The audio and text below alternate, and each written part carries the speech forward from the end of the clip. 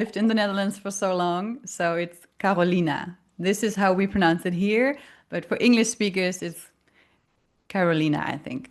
Yeah, Yeah. I think so. Yeah. It's definitely the German. Do you say r in German? Some parts in Germany we have the rolled r, but it's Yeah. more Dutch, and because I'm kind of both, I do a middle thing. Carolina, Yeah. Carolina. Yes. Great. So you have a fantastic online presence. You have yourself down as an equine behaviorist, which we're going to go into.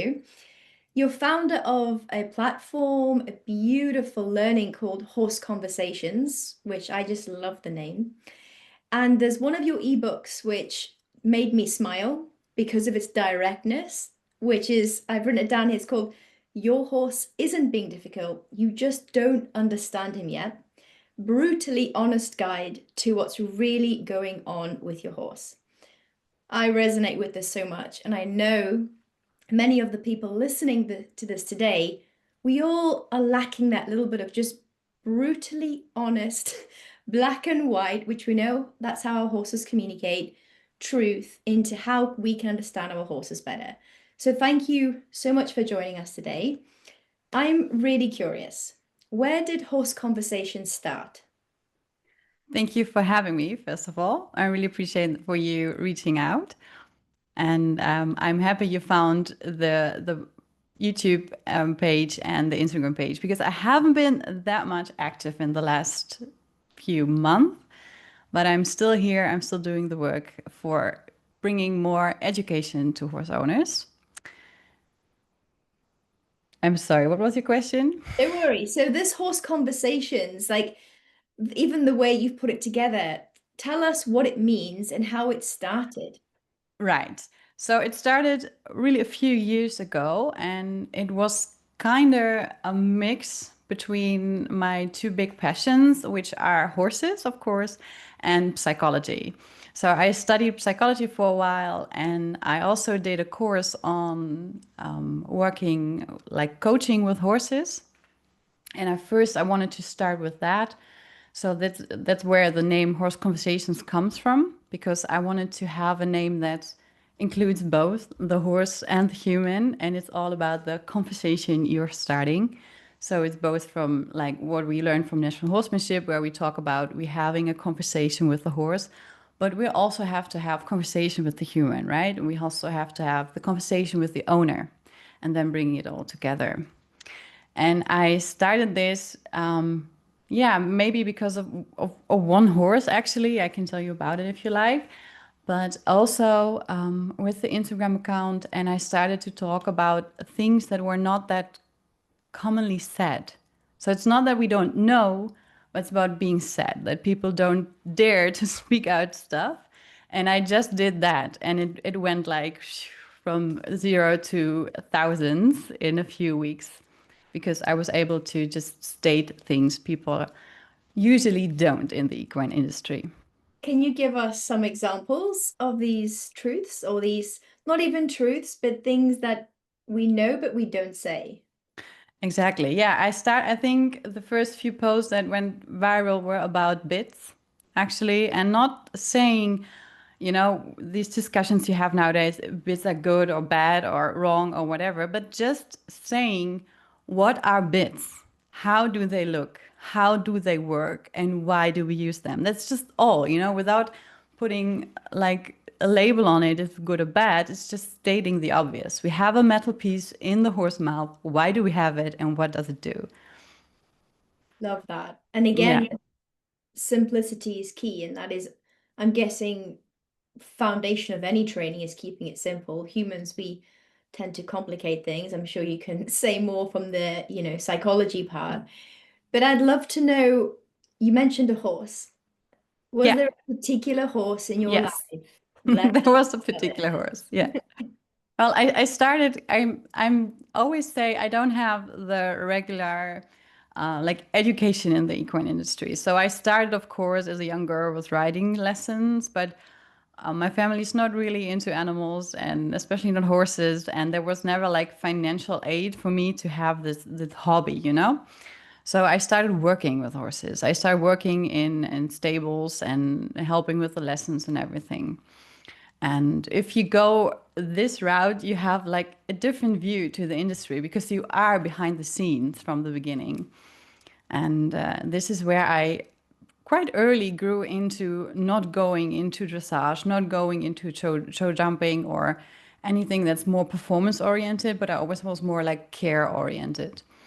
And thanks to my parents, probably I have a quite high ethics for myself and for the world I live in. And I quite early noticed that the horses are the ones losing in this game. So I had the luck in my eyes to be more on the natural horsemanship side in Germany, which was something new, which was more, yeah, more ethical towards the horse compared to the classical standards. And from there, I also grew into, really caring for the horse and not for the performance. But I never had my own horse. I always was like a care provider for private people with the horses, and I always had the difficult ones, which were no problem for me because I was never really interested in doing, well, dressage movements or anything. But once I came across one horse, and that was particularly difficult, and everybody has given up on him.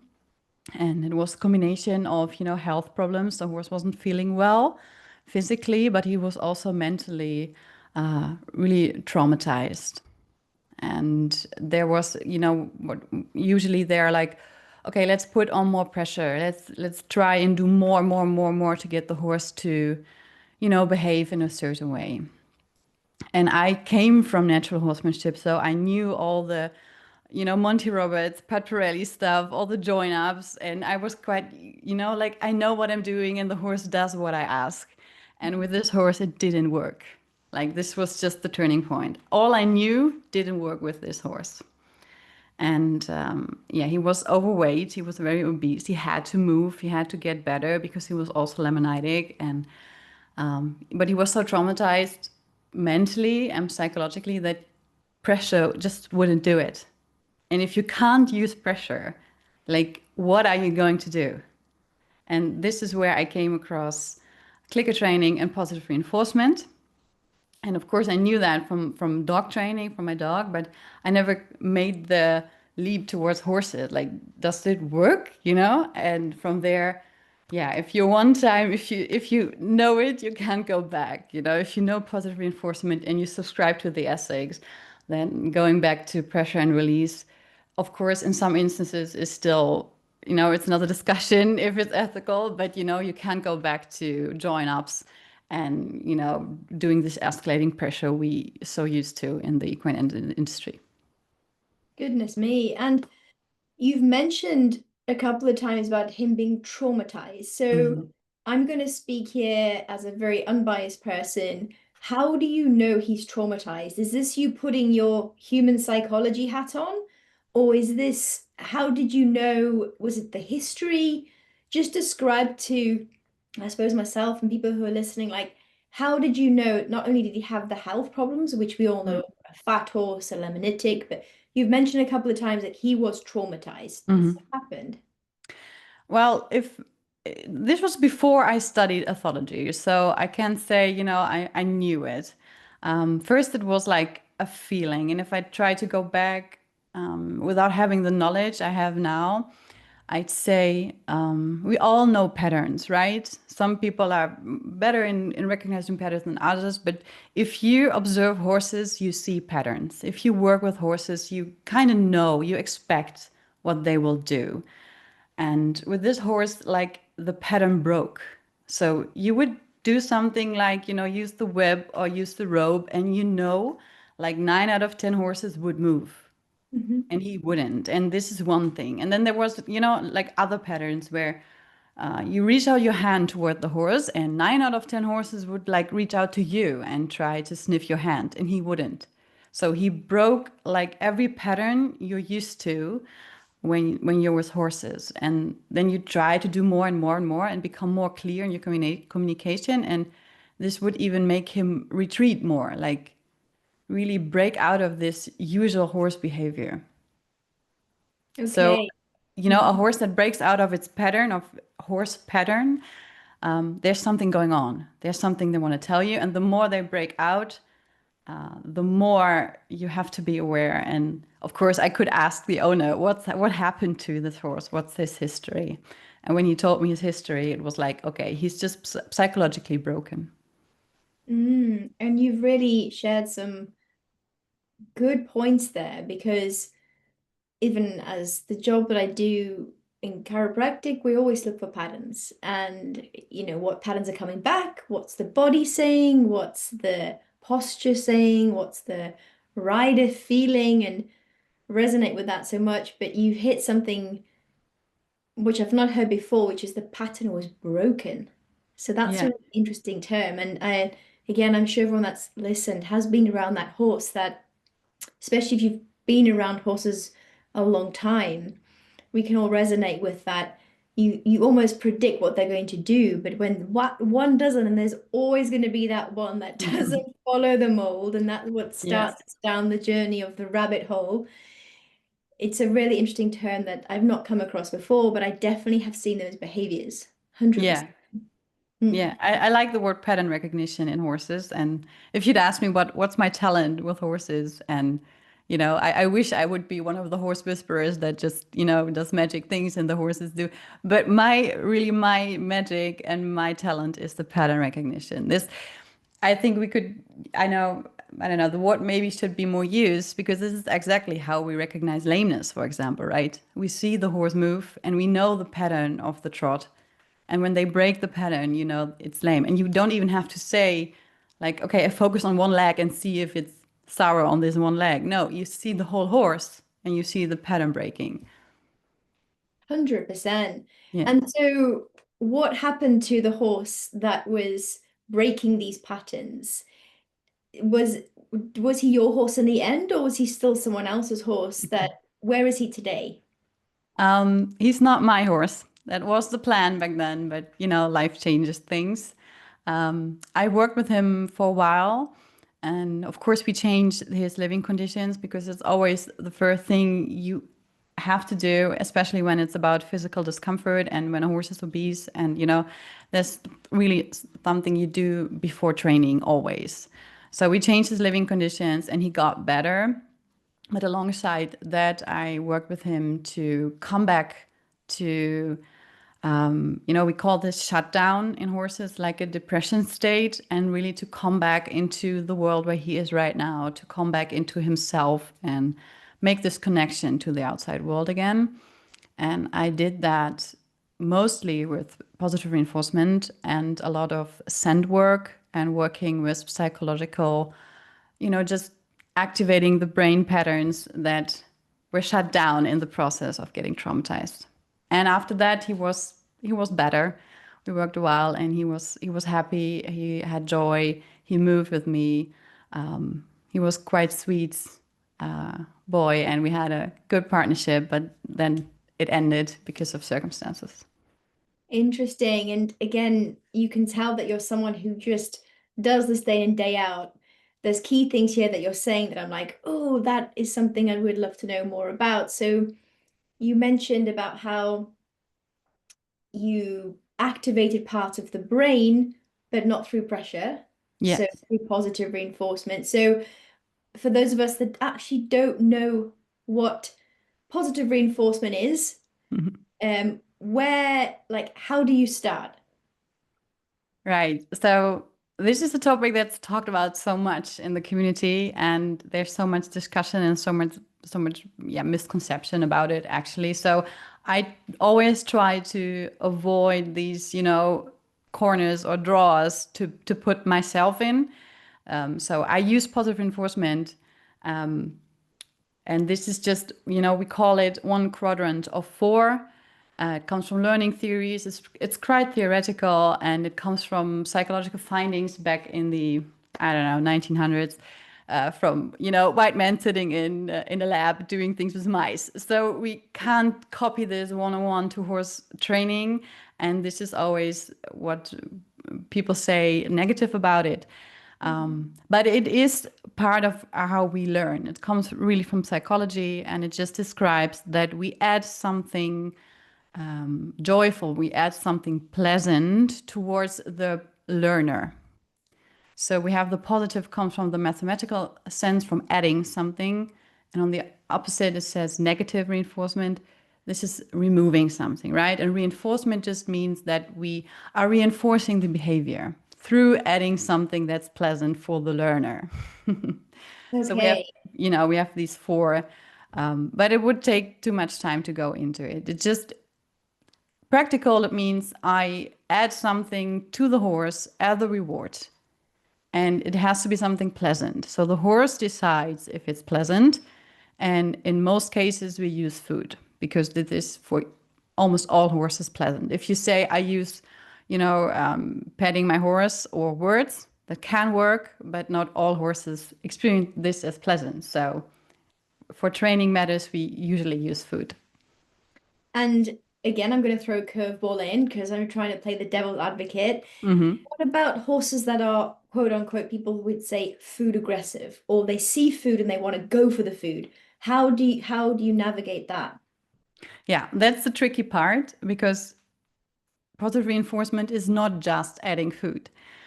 It's a psychological way of learning, and you have to teach it. So it's not that I can just give them treats and then they do what I want. That's not how it works, right? So with horses that are biased, let's say like this, that are compromised because of early experiences with food, this is where it all comes down to. We have to restart them on being relaxed when it comes to food. Because again, it's not about the horse being, a brat for going for the food, but it's just what their brain experiences as in lack or anxiety or stress. So we first have to bring this nervous system down to a neutral, and then we introduce food in a safe environment. But of course, with these horses, it is a little bit a different approach, and it takes much more time. Yeah, that's important to share because uh, most of us associate positive reinforcement when you say food. I'm going to give him a treat, so he must do it. Yeah, Loved what you said about it's still the horse's choice. yeah, So I'm guessing in your toolbox as a equine behaviorist, you have many tools for if the first tool doesn't work, we'll try a second tool, but it's still a choice. yeah. Hmm. Yeah, Okay. for example, with the horse from the beginning, like he was obese and he had living conditions that weren't like the best for him. And he also had high food anxiety because he didn't have enough food in his psychology, let's say it like this. But he couldn't eat much because, he already was that. So with positive reinforcement, for example, with him, I just used hay. I had a bag of hay with me, no treats, nothing sugary, nothing that added something to his diet, just plain hay. And of course, it's not exciting for horses. They're not like, oh, yeah, I want this hay. But this is exactly what we want when we use food reward with anxiety. So he was very calm, and it was just, okay, there's hay. That's quite good, but nothing special. And I'm going to go one step before you start this process of introducing the choice. You mentioned about it all starts, oh, I'm maybe not the exact words about with the nervous system. So is this something that you are aware of straight away? I know from, again, I'm just speaking from my point of view, even before I get my hands on a horse to do chiropractic or massage or laser, I have my intention, but I still ask the question to the horse. And before I would apply any form of palpation, I am looking at the nervous system. I don't use that word. I may be looking at, I'll say, just see what the mood is, or I'll see how his energy is. Um, I think energy is being used a lot more nowadays without people panicking about you being airy fairy or spiritual. But we Right. all know that fundamentally we all have a nervous system, and we can, I'm sure, all recognize as riders, as therapists, as just horsey people that if we're in a bad mood or if we're frustrated for the day and we go into our horse's stable, 9 times out of 10, depending on their experience, they usually turn away from you because they're a bit Hmm. like, whoa, you know, get rid of that, sort that out, and come back. Or when maybe we're crying or we're having a really down day. I've had many owners, and I've experienced it myself, where the horse will just come up to you and just sit with you. So there is that horse, in your words, the conversation Mhm. happening. But how do you, with your experience, assess a nervous system? Do you have like a plan for that? Because you mentioned about your patterns, or how do you do it? Well, it's a complex picture. It's the big picture for me always. Um, it's sometimes hard for me to break it down into steps because for me it's so natural. Like it's a second language. When I see a horse, I just know. It's mostly about body language. So we start from the nose, and you can break it down into steps. But of course, eventually you just see the big picture. So I really look at the body language, how they are behaving in their micro expressions. So just, the muscles around the nose, the muscles around the eyes, how are the ears moving? Then you have the body posture, the head posture, it's very important. And then you go like bigger, how are they moving? What is the quality of movement? You also have differences, for example, in the quality of eating. So horses can eat in different states. And like common sayings like when horse eats he's relaxed, it's not that true because horses can eat when they're really anxious. It's you see it in the way they are eating, and then you also have the moment they stop eating, and then okay, we're really high in the nervous system now because they stopped eating. That's like the next step. But I also take in knowledge. So it's not just how the horse behaves, but also asking how are they living? What are their living conditions? How many hours are they outside? Do they have friends? How do they behave with other horses? And, listening to the problems the owners describe. So all in all, I can form a picture from where is the horse usually in its nervous system, where it is right now, and so on. Wow, that's very interesting about the chewing, the eating. Yeah. Can you share some more about that? Like how you identify that? Because I've definitely, when I'm working on a horse, I prefer to have no hay net there, just, have no kind of, not reward, but just have no almost distraction in there. Distraction. Yeah. But I have noticed that, and I will again read the situation, and this is interesting because I often find if the owner is highly anxious, when we both go into the stable, I'll notice the horse will then suddenly go and eat. Hmm. If the owner wasn't in the stable, he would be stood there quite calm. Hmm. So I sometimes switch my assessment, but as a rule, I like no hay net Hmm. in the barn. But I've actually never thought about it like that, about them eating to help. And I myself, personally, I'm an emotional eater. So if I feel stressed, I'm someone who will eat. And it does make sense. Why would the horse do the same? So I quite like that Yeah. you said that. Can you share more about that? Yeah, it does make sense because, as you said, we all inherited a nervous system, and the nervous system in mammals is quite similar. So, what we're experiencing in our nervous system, probably the horses do too, right?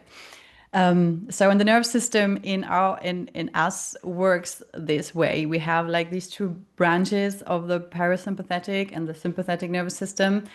And the one is for digestion and having all the internal processes go for the organs that we just function, and we are like in a relaxed neutral state, and then our brain works well and our speech works well and so on and so on. Then we have the other one that's only useful for situations in which we need all our resources in our muscles, right? So we have fight, flight, and freeze.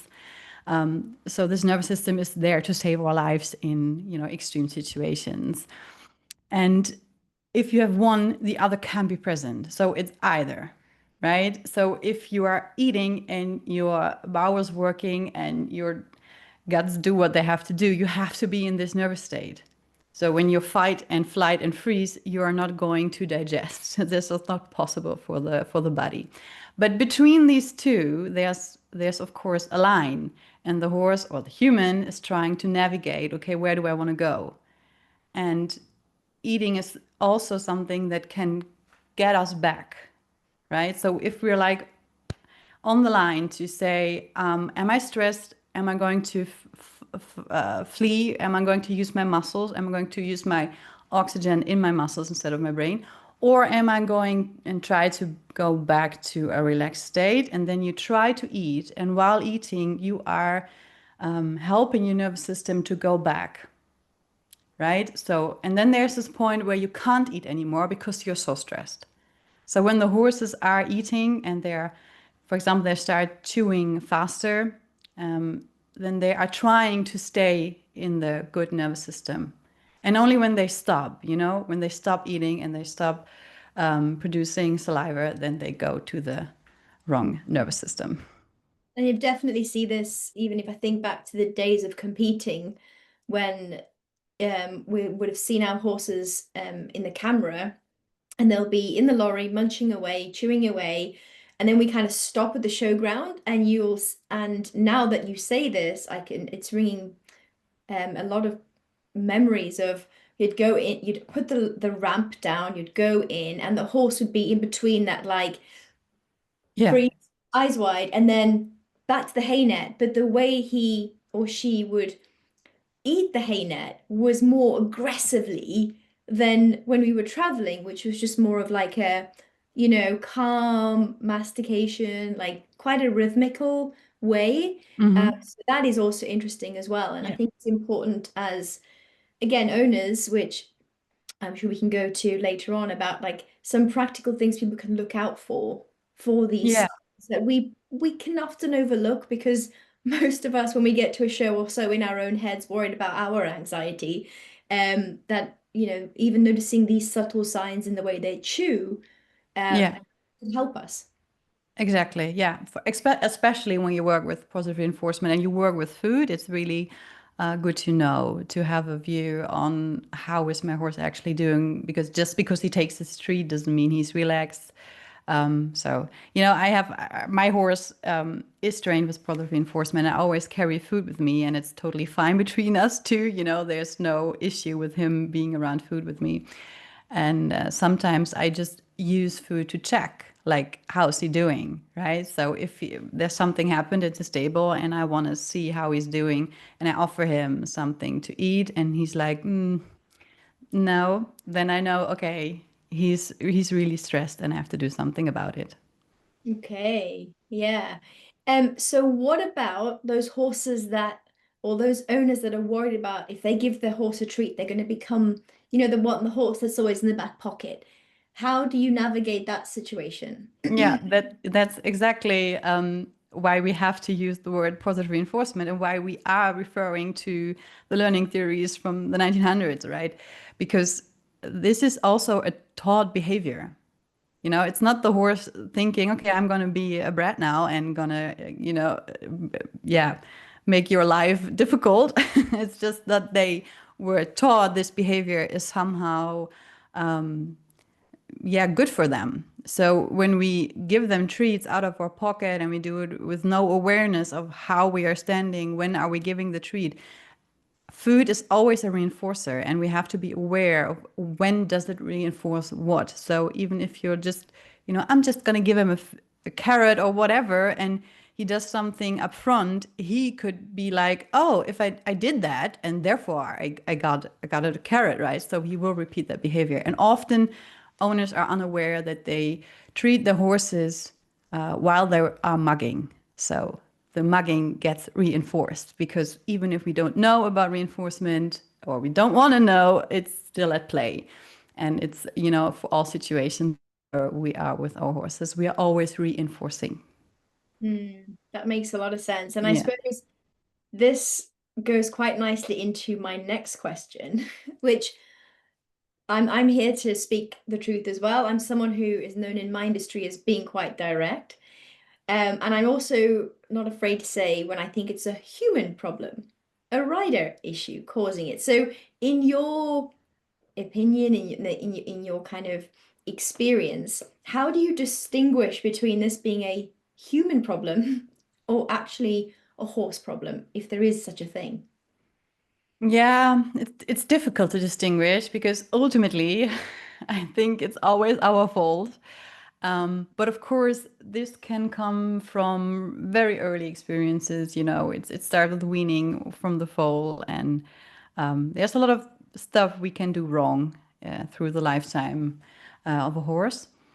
So there are situations where the current owner does not have any fault. You know, when the horse brings behavior from early experiences, of course, we then have the responsibility to work with it, but it's not that we created it. You know, there are some stereotypical behaviors, for example, you just can't heal. It's not possible, and we have to deal with it. But it's not like the fault of the current owner or situation. It's often you can often try and distinguish between how is the horse reacting between other horses and humans. So we make a distinction there. Is it really focused on humans, or is it a general thing for the horse? For example, with the shut down horse, if the horse is shut down with the human, so we take him to the arena and he goes to a corner and he just stands there and he's like, whatever happens, I don't care. Then he's in shut down with humans, and you could say, okay, maybe it's my fault, maybe it's arena, maybe whatever experiences from the past. But if you put him back in the field and he's also like this in the field with the other horses, then you would say, okay, maybe this goes deeper than just me, right? Because you removed yourself from the situation, and then you're more like, maybe this horse is really sick, right? So it's, I always approach a little bit more like I was taught with science. You have different, what's the word again? Like variables. Yes, you have different variants, and if you can remove one or two, and you have to do it carefully and then really observe what is changing while I remove or add different variants to the situation. Yeah, that's a really good way of describing it. And I think it's a nice way. It's actually very similar to if I've been presented with a horse that would say there's no x-rays are clean and there's nothing physically wrong. I'm going to say it like this because they're Hmm. not lying. We haven't found the area yet. And then it's like, where do we start? Well, we start from the ground. And if the behavior changes when we apply pressure, attack, whatever, we know that Hmm. this is the next stage. We have to stop and don't go further and figure out. So it's interesting. It's almost like change the environment or change one variable, reassess.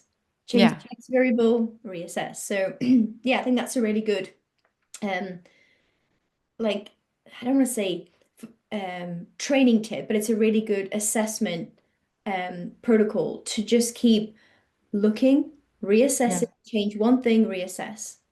So yeah, exactly. that's really interesting. Um, Mirroring. I've read a couple of your blogs about how horses mirror us. Hmm. Um, do you want to tell us more about this? Why they do this? So this comes more from my coaching education I had back then. I was doing the systemic coaching. I don't know if it says something to you, but we learned about how the behavior of the horse is a direct mirror to the inner state of the human. And I'm not taking it too literally because I also have this scientific education, but yeah, trying to combine these two, there is some truth about it. Because if we look at horses, how they are built, how they evolved, they are just really, really good at it because this is how they survived. You have to imagine that the horse is a herd animal and the herd is the animal. So we have to think more about the group than about the individual. And it's a little bit difficult for us humans, but for horses, the group is the purpose in life, right? More than the individual. And for this, they have evolved so much in their eyesight and in their recognition systems, like knowing how the other is feeling. They always know where is everybody. They have the proximity to other herd members are always in their awareness. They move as one and they see if the horse, the 15th horse over there, is just flicking an ear, they will see it. So they will know what's going on, and then they can assess like, is this a situation where we have to, be aware, where we have to flee? Is there something approaching, and so on? So the communication between their members is so on point. This is so ingrained in them, this is who they are. And if we work with horses, they still have this, they still are like this. And if there are no other horses to do it, they do it with us. So they will know how we are feeling. They know what's going on, and they also have this pattern recognition with us. So this is where we come into play when we train with horses. Yeah, it's almost it's exciting, but it's almost a little bit frightening Yeah. that we really have to understand this does exist. And I also, the reason I ask is I've had in just numerous experiences where a horse will be a different being, if you want to say that, or his behavior will be so different in one yard. You change the environment, and it's like it's a different horse completely. Yeah. And I even, people who have say bought a horse and they've bought it in a relaxed state, working well state, and it's gone to a different yard and it's become unruly, or it's become whatever word we want to say, but it's just not the same horse that they Mm. rode. And that's normally when we go down the whole pain route and what's going on. But it's almost like you said, what happens if it is just, because they feel and communicate with everything in the yard, that they're picking up on something that we as humans are not, because we're just not in tune with it, or we're too Yeah. much in here. Exactly. Yeah, horses are really less individual than we would like. It sounds so romantic. Like I know his personality, and of course horses have personality. That's not what I'm saying, but they are a product of their environment more than we are, because we are more like closed for ourselves. But horses are like animals, and like nature is in constant, back and forth with everything. So they are a product of their environment. Do you think horses have thoughts? That's hard to say, it's like something science will probably never find out. And we are like, it's the long, long road. If you look at where we come from, what we think about animals, if you study a little bit of psychology of animals from the history, it's frightening where we come from. You really don't want to know, actually. But it explains a lot, like why does it take so long, and why are there still methods and things out there that are really not ethical. But I think we are quite a long way already that we acknowledge that horses have feelings, right? So we are at the point where we say the nervous system is similar. We say the emotions are very similar. So they have this same emotion system. They can feel, sadness, anger, joy, and so on. But I think thoughts, it's maybe I always imagine that animals think, but they think differently than we do. So they don't have this putting things in boxes. They don't have like predicting the future. They're not like, rolling around thoughts in their mind like we do. But I think they just respond directly to what's happening. And they form like a personality and opinion about stuff, but more from direct experiences. Yeah, I love that. I was just thinking about then. I was just like, if they do have thoughts, because especially when you understand or you recognize that as humans, we are social beings, but we can get so isolated because of most of us are believing what, is coming in here. So, or we're living in the past, or like you say, the fear of the future, which, yeah, do horses have? Yeah. Yeah, I mean it's hard to say, but if you look at some cases from how different horses can be, and of course we all have somewhat the same image in mind with horses, but you always have these one or two that are really falling out. If you look at horses, for example, that are not social, like this is something so unnatural for horses to not be social, right? So if you sometimes you meet these horses that just can't be with other horses. And I think of course it's kind of sad because this is what their life is about, but if they are, that means there are some experience in the past that have been really not good for them. But if I imagine if this horse sees other horses, he has to have an opinion about that, right? Because his behavior reflects that. Mm. So if he doesn't want other horses to approach, and he will never approach another horse, and whenever a horse looks at him, he's like, "Rah," these grumpy horses we know. So, and maybe there is really no pain involved, and we never can be sure of that. But let's say it's like 20 years and the horse is whatever healthy, then he probably has an opinion about horses, whatever it comes from. But he must think something like, I don't want that. I don't like that. Yeah, I totally agree. It's maybe one of the unknowns we'll never know. Yeah. And maybe that is one of the beauties of horses, is just constantly us challenging our intention and always listening Yeah. before we Yeah. just accept. In your online, because I know you have a like an online portal for people, you wrote down there, I think it's you state a call to listen, which I really like how you put that together. So a call to listen would be if your horse is bucking, you need to listen. If Hmm. your horse, like, where did that come about? Is that you just trying to keep it in a framework that is quite simple for us to understand? Because a lot of us, I see this in dogs as well. By the time they're showing that extreme behavior, we've missed a hell of a lot of early cues. Exactly. Yeah. So is that Yeah. where it comes from? Yeah, I think that's pretty much broken down to the essential. Because from the beginning of my journey with horse conversations and the work with horses, it's been a lot about misunderstandings. So, and you know, it shows when the behavior is big and when there's a problem and when it gets dangerous and everything. But it starts so small, and it could have been prevented. And I think that's the most sad part about it, that the suffering the horse has already endured when the behavior is so big and it gets dangerous has been so big. You know, they're just telling us from the very first moment, but we're maybe we lost it or we've never been taught to listen. And that's like, if we could change that, if this is the root, if we could all just learn to listen from the beginning, then a lot of, you know, bad stuff could be prevented. And I think the horse world would change tremendously, and it would change for the better. Oh yeah. Yeah. A call to listen. I really like that. I was going to ask you a question about have you ever had a situation where you've had to say it's the owner and not the horse? Like plainly say it out loud. Yeah, it's hard to do that, right? So hard. I think it's like most of the times it is this way.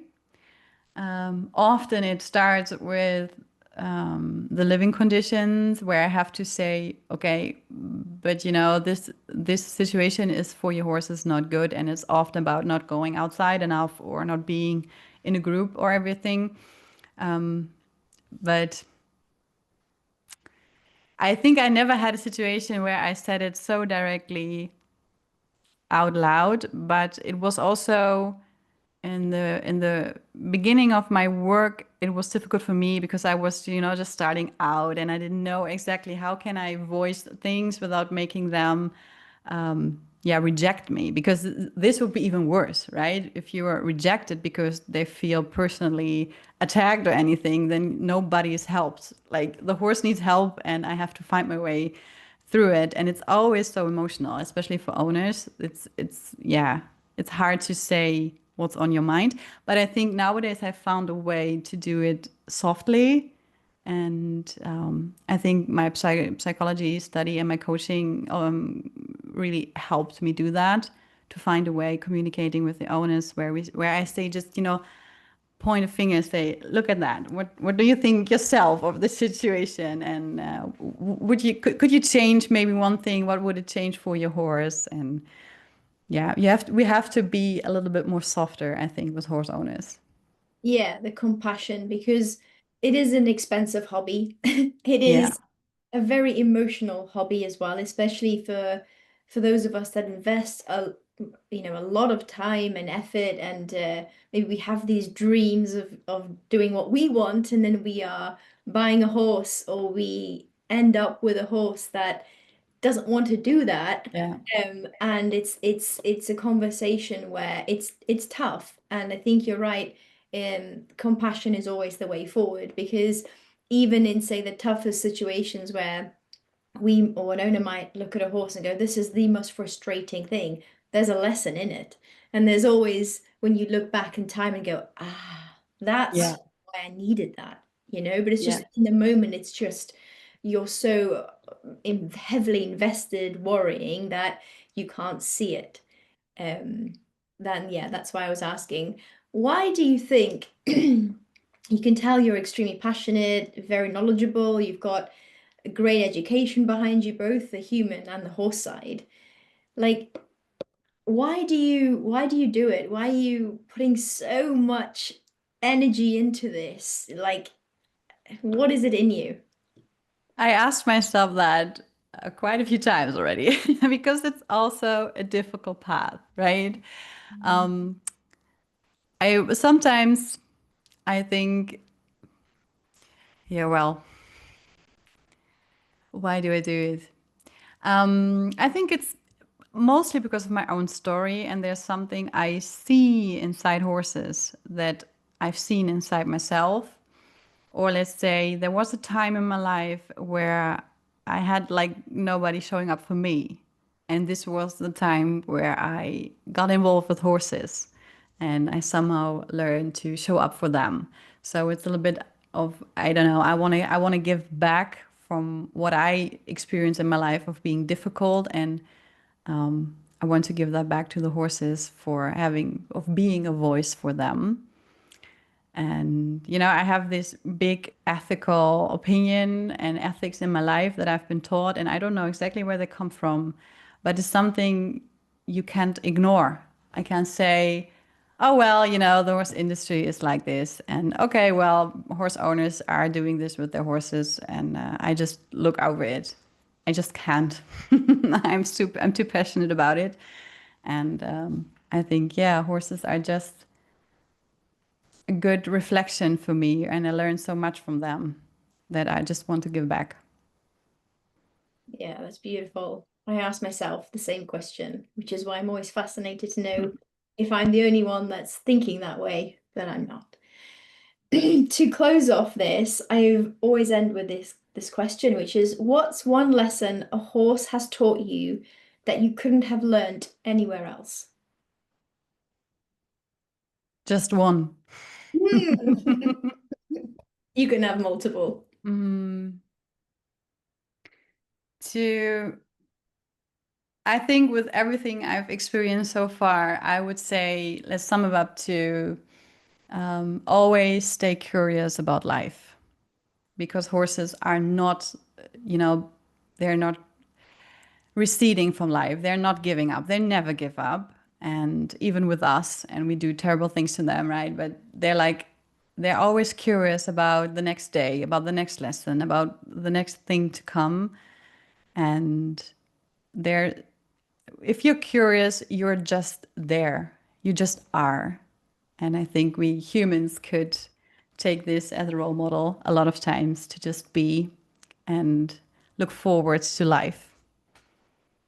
What a way to end this episode. Oh, yes. Love that. Thank you so much. And where can people find you? Like, I will put your details in the description below, but where can people find you? Yes, I have the Instagram account, Horse Conversations, and with that, the Facebook account. And my new website, I have a new domain because I moved from the Netherlands away to Germany, and I now have the international.com. So it's horseconversations.com. Brilliant. Okay. Thank you so much for your time, and it's been an absolute pleasure.